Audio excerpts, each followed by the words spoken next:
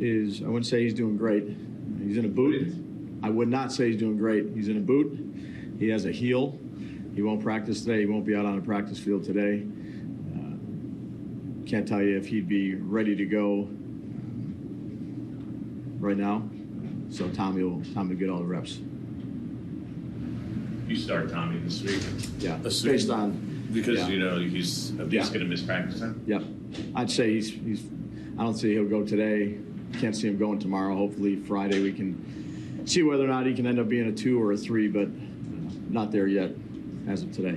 How disruptive is it to your trying to develop any kind of offensive rhythm that it's Tommy, then Drew, Drew, Tommy? Like, there's no consistency there. Yeah, well, that's where we're at. So we got to do a good job of getting these guys ready. What was the injury? His heel? He has a heel. Yeah.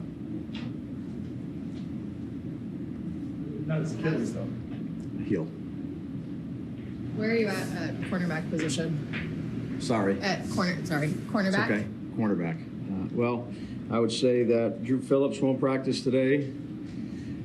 Flott will do something. I think Banks is making progress, so he'll do some stuff today. What about Bobby? Bobby will not do anything. He'll be inside. You have to shut him down? Yeah, I couldn't tell you that right now. I just know he's not doing anything today.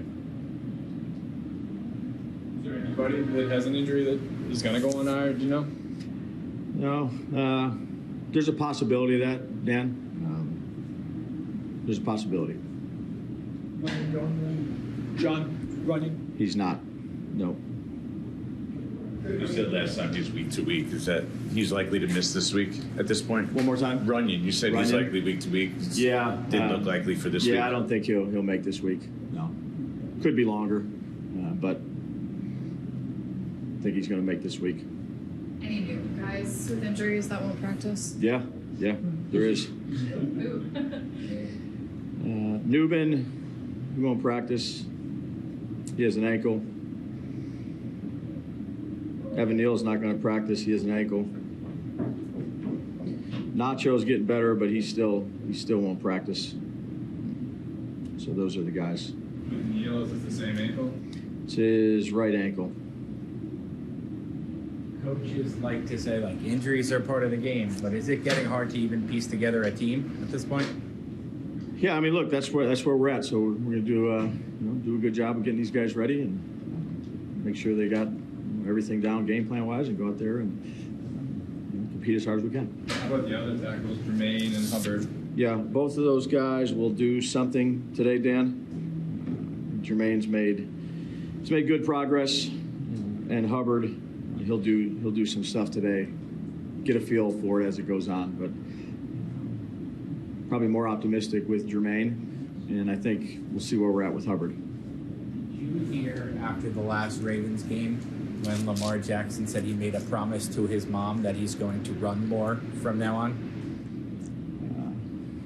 Look, this guy's one of the best players, not just best quarterbacks, best players in the National Football League. He's dynamic in every facet of the game. If he's running it, then he's not throwing it. If he's throwing, he's not running. I mean, he can do it all. He's really a fun player to watch, not when you're getting ready to play him. He's a dynamic football player.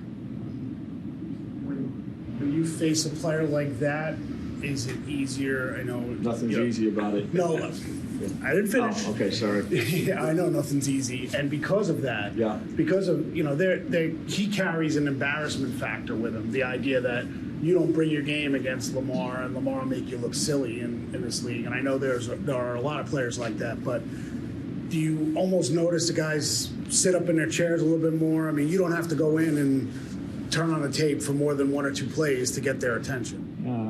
Yeah, I mean, look, this guy's an MVP. Again, I'd say he's one of the best players and best quarterbacks in the league, and he's got a great surrounding cast with him. So we prepare like we do. We watch these guys. You can make a highlight reel with a lot of plays on it with this guy. If he's not running it, he's giving it to Derrick Henry. Flowers, Bateman, the tight ends that they have. It's an explosive team that scores a lot of points, and they're hard to defend. Do you remember several years ago when he was coming out? You know, he was a little bit polarizing. You know, I mean, he didn't go in the first pick, obviously. Do you remember what you thought of him? Because he was raw, he was a great athlete. Do you remember back then? You know, you were looking at quarterbacks, I'm sure, still. Yeah, he's a heck of a player. You know, those quarterbacks that are multi-dimensional quarterbacks that can hurt you with your arm and their legs.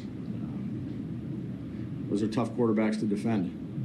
And there's a number of them that have come out here the last few years that are very difficult to defend. And he's, you know, each year he's played, he's gotten more experience, but he's a extremely gifted individual. He's a headsy player. He's instinctive. The moment's never too big for him. He can make guys miss with his legs. He can scramble for 7, 8, 9 seconds and find guys downfield with his arm. He's very good in the red zone. He's one heck of a quarterback and one heck of a football player. Considering all the young, maybe inexperienced guys that you have playing on offense and defense due to injuries, do you have to streamline what you do, game plan wise? Yeah, I'd say we do what we think is best each week. And this week it's a challenging opponent on both sides. So our guys, our coaches work extremely hard with these young guys. These young guys, you know, have put in the effort even when they weren't playing. I think some of them did some good things that had an opportunity to, and go out there and do everything you can do. Do you manage injuries any different at this point in the season? I mean, obviously you're not going to make the playoffs. There's a couple weeks left. Are you more cautious with guys, or is it the same as any other week at this point? Yeah, if they're hurt, we do, you know, as much as we can to get them ready to play. And if they're ready to go out there and play, we're going to play them. And if they're not, we won't. What as a guy who designs offenses and tries to get guys open and things like that, what do you make of, you know, you always talk about explosive plays, but it doesn't have to be down the field. Yeah. What do you make of your yards after catch, and how do you try to help your players get more of it? Yeah, I think, look, yards after catch, there's a few things that go with it. One is, you know, the player that you're throwing it to, creating separation and breaking tackles and making guys miss in space. There's obviously design based on what the defense does. Are they a man team? Are they a zone team? Are they a spot drop zone team? Are they a match team? Where you put the players. And then 3 is, you know, ball delivery and ball placement. So if they're running an inside breaking route or a shallow crosser, that the ball is 1 foot in front of them, right on their shoulder, so they can catch and turn. Or you throw it away from a defender so they can turn away from where they're supposed to turn. There's, you know, certain things that go into run after catch, and some are unique. You know, we took a look today at one of them with Chase, where he kind of ran a flat route that was 1 yard, 2 yards behind the line of scrimmage. He had a turn to catch the ball, and he goes 70. You know, there's some players that have very good run after catch, and then there's some that you have to work with in terms of where they need to turn. But the quarterback has a play in that too, in terms of putting the ball where he needs to put it. So it's all tied in together. I would think when you guys brought in Wandale, you thought he was a run after catch guy. Yeah, he's one of those guys that is a short space guy. He's got good speed too. You know, he runs a variety of routes for us, but he's definitely one of those guys that I think has good run after catch. So why 7 yards a catch? I mean, that's not close to what you would want from him, I would think. Yeah, look, there's a variety of reasons for it. I got a lot of confidence in Wandale. He's a good football player for us. Where's Malik physically coming out of the game? Is he limited today, or? Yeah, he'll do some stuff today. So hopefully he'll just keep progressing. The hip flexor still an has issue it, to watch. Yeah. Yep. Understanding you have a very full plate as the Giants head coach, do you, when you have no quarterbacks under contract next year, allow yourself to watch any college football on Saturday with an eye towards that? Because what made you think of it is you said a lot of those dual threat quarterbacks have come out in recent years. Have you looked at any dual threat quarterbacks in the future? No.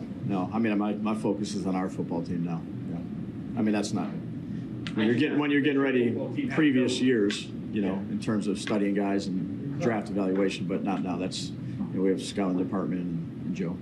Do you feel like there's something that you need to prove to ownership here in the final 4 weeks? Yeah, we're just trying to get a win.